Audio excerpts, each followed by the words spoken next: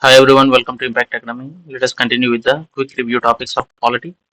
So today let us look at the president, okay, and vice president also if possible. Let us finish it. So we're talking about the executive of the union. So executive, legislature, and judiciary are the three wings, right? So president is the head of the union executive. Okay, he's the nominal head or the ceremonial head of the union executive. The president of India is indirectly elected by an electoral college. So indirectly elected, not directly elected like the prime minister, by an electoral college in accordance with the system of proportional representation by means of single transferable vote. Okay, this is frequently asked in question. The electorate college for the present president consists of. This is very important. This is where most questions come from. Okay, and this is where you can get confused also. The elected members of both houses of parliament, elected members, not nominated. So in the both houses of parliament, for example, if you take Lok Sabha, you have provision for nomination of Anglo Indians by the president, right? If they are not sufficiently represented, so they will not get a chance to vote for the president. And in the Rajya Sabha, those who are nominated will not get a chance to vote for the president. Okay, very important. Only the elected members of both the houses of parliament, elected members of legislative assemblies of the states. Again, elected members. So, elected members of Rajya Sabha, Lok Sabha, also the respective assemblies also are getting a chance. Elected members of the legislative assemblies of union territories of Delhi and Pondicherry. Okay, and all this is in Article 54. So, Article 54, let us quickly go through.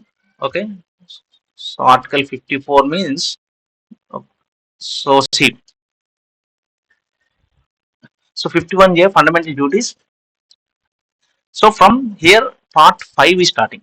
Part 5, which is the union, in the chapter 1 executive. 52 is the president of India. Try to remember 52.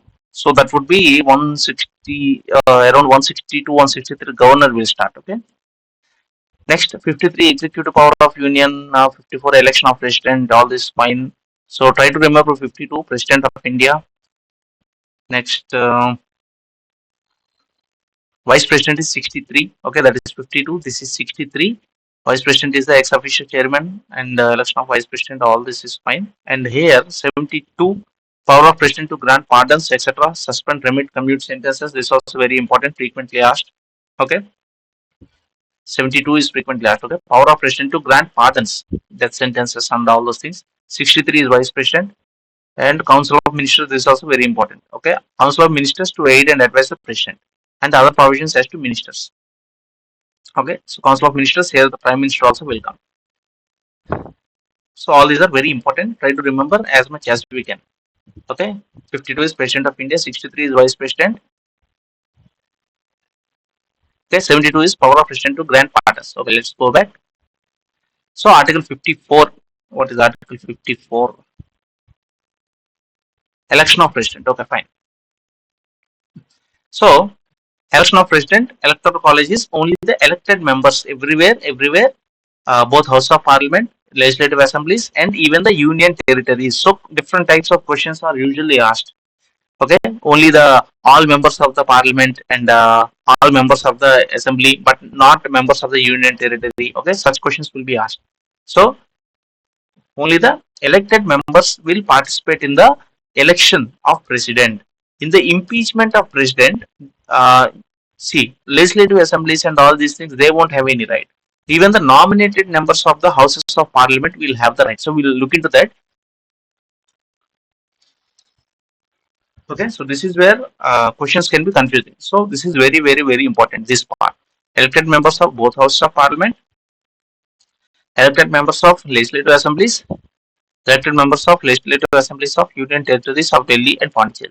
And this equation, if you can remember, try to remember, election vote will be total population of the state by total number of elected members of the state into divided by 1000. In the president's election vote, value of an MP, the sum of the vote value of elected members of all legislative assemblies by the sum of elected members of both the houses. So, if you can't remember also, it's fine. Remember, it is the system of proportional representation by means of single transferable vote. Proportional representation and a single transferable vote. So it is not a direct election, it is an indirect election. So indirect election of the president is supported on two grounds. Direct election by a large electorate of people would be very costly. Real power is vested in the ministry. So the president is a nominal or ceremonial head. So it will be anomalous to elect the president directly without giving him real powers. So basically, too much expenditure, and the president is mostly more of a guidance, right? Not exactly executive power.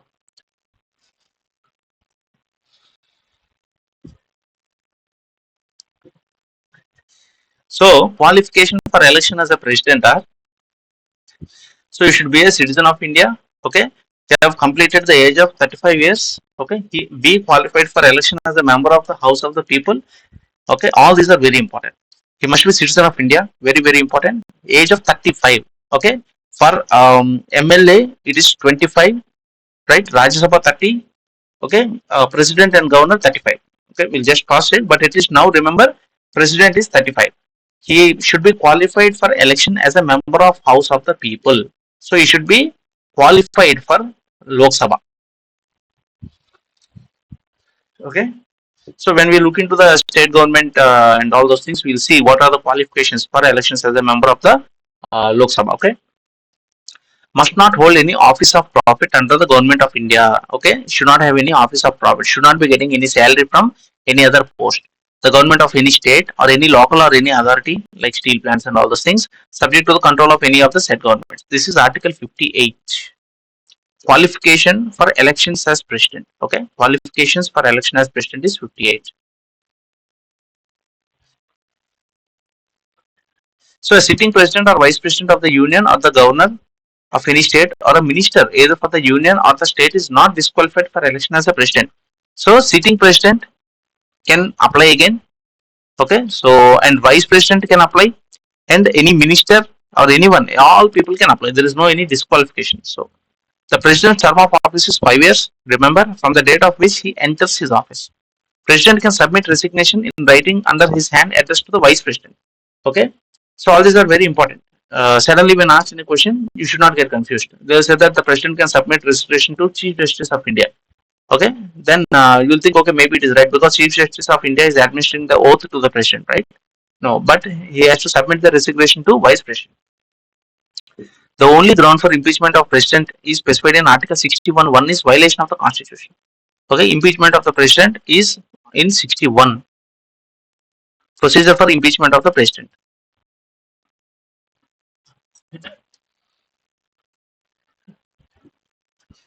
Next, impeachment is a quasi-judicial procedure in Parliament. Okay, it is almost like going through a legislation, not so easy. Either house may prefer the charge of violation of the Constitution by the president, provided that a resolution containing the proposal is moved after 14 days notice to the writing signed by not less than one-fourth of the total number of members of the house. Okay, so if you want to impeach the president, first we have to give 14 days notice, then in writing, okay, in writing 14 days notice, signed by not less than one-fourth of the total number of members of that house. Okay, either house may prefer the charge of violation. So the impeachment can start in either Lok Sabha or Rajya Sabha, and whatever is the total number of the members of the house. Okay, one-fourth of them have to give a written notice 14 days. The resolution and is then passed by a majority of not less than two-thirds of the total membership of the house. Okay, so whatever it is, Lok Sabha, Rajya Sabha, it needs a special majority, right? Two-thirds of the total membership of the house. And charge preferred by one house is investigated by the other house. Okay. Next, the president has the right to appear and to be represented at such investigation. So the president has the right to appear and be represented. If a resolution is passed by not less than two-thirds of the total membership of the investigating house, declaring that the charge has sustained, president shall be removed from office. So only one house, if the resolution is passed by not less than two-thirds of the membership of the investigating house, the president shall be removed from the office. So he need not be impeached by both the houses. So one house is important, either the Lok Sabha or Rajya Sabha. That's very important. Keep in mind.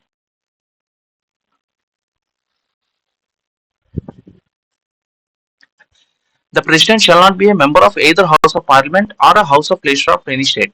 So Though the president is part of the parliament, he does not belong to Lok Sabha or Rajya Sabha, and the president is part of the parliament. So, what is the parliament? Make of Lok Sabha, Rajya Sabha, and the president. And he should not be belonging to any. He should not be a MLA. Basically, he is not a MP or a MLA. He is president. If a member of either House of Parliament or a House of Legislature of a state is elected as president, he shall be deemed to have vacated his seat in that house.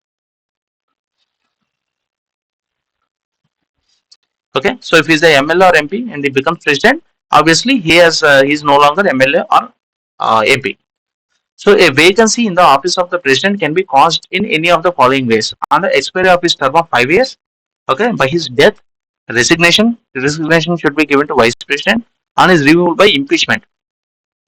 Impeachment by any house, okay, any house, 14 days notice, one fourth of the house, one fourth of the members of the house, of that particular house have to sign, and one house is enough, no need of two houses, okay, two-thirds of majority in one house will be enough, and it will be just investigated by the other house, okay. Otherwise, example, on the setting aside of his election as the president. So if there is anything wrong with the election of the president itself, okay, fine. An election to the office of the president must be completed before the expiration of his term. So even before the 5 years is completed, the process will start. Outgoing president continues to hold office, notwithstanding that his term has expired, until the successor enters the office. So even after 5 years is over, until the new one comes, the president continues to hold office. All these are very, very, very important. 56. Term of office of the president. 56. Okay. 58 is qualifications.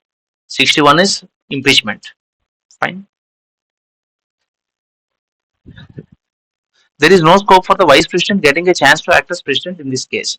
So only if there is a death or resignation, vice president will get a chance. But if the president 5 years is over, then the vice president will not take over. All these are very, very, very important. In a question, they might ask, so if the president continues, finishes his 5 year term until the new person takes over, the vice president will act as the acting president. Okay, no, that will be a wrong option. The outgoing president himself will continue to hold office. Fine. If a vacancy arises other than by expiry of term, then election to fill the vacancy must be held within 6 months from the date of occurrence of the vacancy. 6 months. In if a midterm vacancy arises in the office of the president, vice president acts as the president until a new president. Okay. So only if it is due to the expiry of the term, president will continue. In all other circumstances, vice president will act as the president. And midterm, if it happens within 6 months, again the elections have to happen for the president. So who is the first president? Dr. Rajendra Prasad. Okay.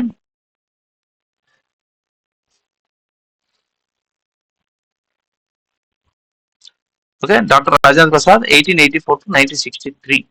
Fine.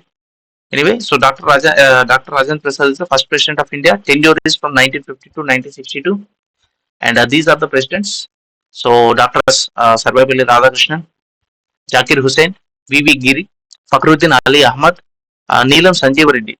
Okay, so from Andhra Pradesh, is the chief minister, and he became the president also. Very important. Remember this. Gianni Jail Singh, R. Venkatraman, Dr. Shankar Dayal Sharma, Sri K.R. Narayanan. This is 1997 to 2007. So that is why I remember his name, because I am just coming out of childhood from this. Okay. So 87, when I was born, Venkatraman. Okay, Sri Venkatraman was the president. So I don't by the time I got, I had idea of who is the president. I heard the name was K.R. Narayanan. Okay. So from here I know K.R. Narayanan, Dr. APJ Abdul Kalam, Srimati Pratibha Devi, Sri Pranab Mukherjee, and afterwards we know after Pranab Mukherjee it's Sri Kovind, Ramnath Kovind, and currently it is Draupadi Murmu, right? From 2012, okay, 14, 15, fine, that's all. So current president is Srimati Draupadi Murmu, okay.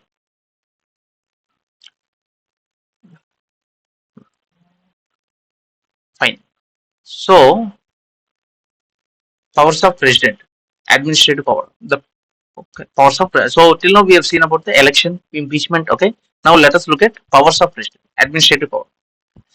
So the president is the formal head of the administration, formal head all executive actions are expressed, especially of the union, are expressed to be taken in the name of the president. Article 77.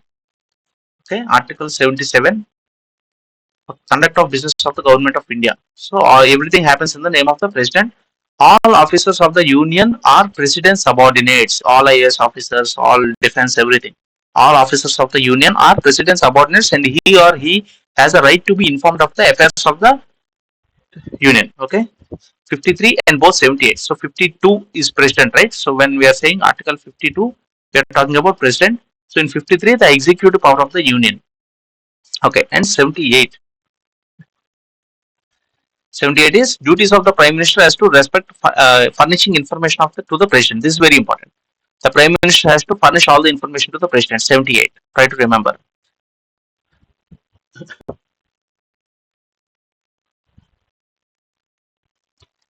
So the president shall have the power to appoint, remove high dignitaries, including chairman and members of the UPSC.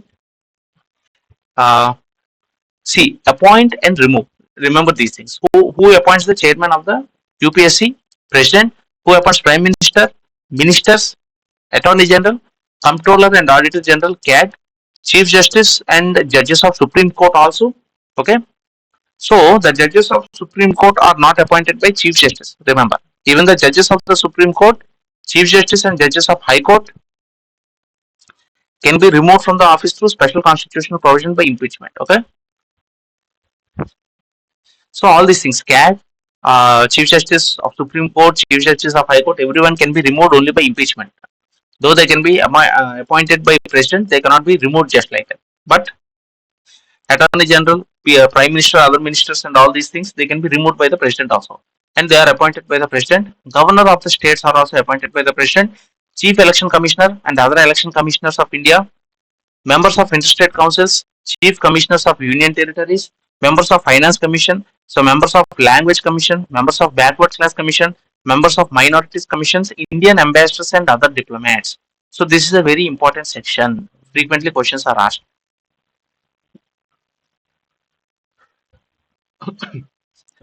So this is also very important. So president oath is administered to the president by chief justice of the Supreme Court. Okay, basically chief justice of India. So chief justice of India gives oath to president.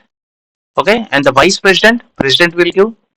If the president has to resign, he has to give the resignation to vice president. And if the vice president has to resign, he have to give to president. So governor, chief justice of India, prime minister, all these people, if they want to resign, mostly they will not, never. If they want to, they can give to president. And who will administer the oath to the vice president is president. Okay, to the governor, it is the chief justice of the High Court. So this is where you can get confused. Okay, who will administer the oath to governor? Some people may think it is the president. No, but it is the chief justice of the High Court. See, for the president, chief justice of India. So for the governor, chief justice of High Court, and chief justice of India again president. So they are mutual. President will give the oath to chief justice. Chief justice will give the oath to president. Prime minister, president. Okay. Speaker, there is no oath. Speaker, Lok Sabha, he gets elected from within the MLS or within the MPs, right? And if he wants to resign, he has to give to the deputy speaker. So, okay, so a lot of confusing questions can be asked from this section. Very important. So military powers, and remember this: the Supreme Court, High Court judges, and CAG, they cannot be removed by the president. They have to go through impeachment. And military power, supreme command of the defense forces is vested with the president, but the parliament can regulate or control the exercise of such powers. 53(2). Okay, so the defense forces, the head is, okay, the supreme commander of the defense forces is the president of India. Certain acts cannot be done by the president without approaching parliament for sanction. Example, act which it was the expenditure of money. Article 114. Okay, Article 110 is regarding the what is this? Money bills, right? Very important. Article 110. Okay, Article 110 is definition of money bills. Article 114 is appropriation bills. Okay, triple one is giving assent to bills and all these things. 110 is very important. Definition of money bill. So certain acts cannot be done by president without. So if he wants to expenditure like paying salaries and all these things, he will the parliament will do it. Okay, even though the president is the head of the armed forces, without the parliament sanction, he cannot do it. He cannot simply increase the salaries, raising, training, maintenance of the defense forces. So, president is the nominal head. Diplomatic power. The president is empowered to negotiate treaties and agreements with the other countries on the advice of his ministers, subject to ratification by the parliament. So again here, nominal. Okay, ceremonial head. Ratification by the parliament is important. Advice of ministers is important.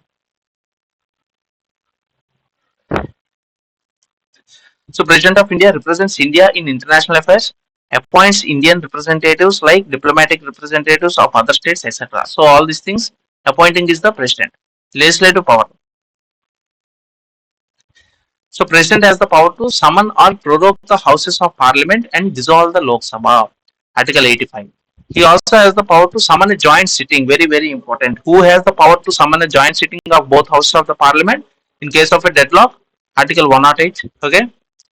President. The president addresses both houses of parliament assembled together at the first session after each general election to the Lok Sabha and at the commencement of the first session.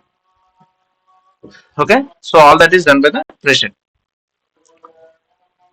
So the president has the right to address either houses or their joint sitting at any time and require the attendance of members of this purpose. So he has the right to address either house, okay, and joint sitting also. In the Rajya Sabha, 12 members are nominated by the president. Very important, from persons having special knowledge, literature, science, art, and social service. Okay, so literature, science, art, and social service. Okay, remember those things. The president is empowered to nominate not more than two Anglo-Indians in Lok Sabha. So 12 members in Rajya Sabha, two members, especially Anglo-Indians in Lok Sabha. That too, if that community is not adequately represented. This is 31, 331, Article 331, very important. Previous sanction or recommendation of the president is required for introducing legislation in the following matters. This is also very important question. Previous sanction is required. So, bill for the formation of new states or alteration of boundaries of existing states. So, our reorganization, state reorganization bill, Andhra Pradesh reorganization bill of 2014, etc. Okay, bill providing for any of the matters specified in Article 31A. Money bill. Okay, very very important frequently asked question. Money bill needs previous sanction of what you say president. Next, bill involving expenditure from the Consolidated Fund of India. So, if you want to charge anything on the Consolidated Fund of India, previous sanction of the president is required. Article 117. Bill affecting taxation in which states are interested. State bills imposing restrictions upon the freedom of trade. Okay. So, all these things, previous sanction is important.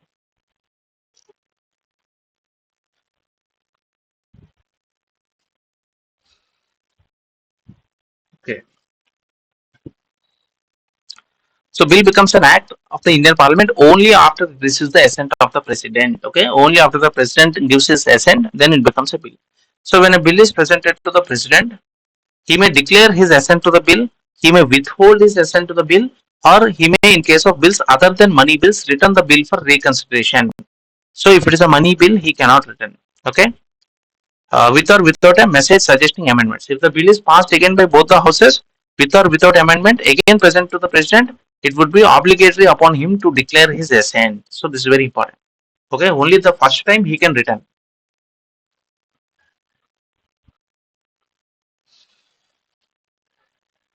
Okay, so it's very important.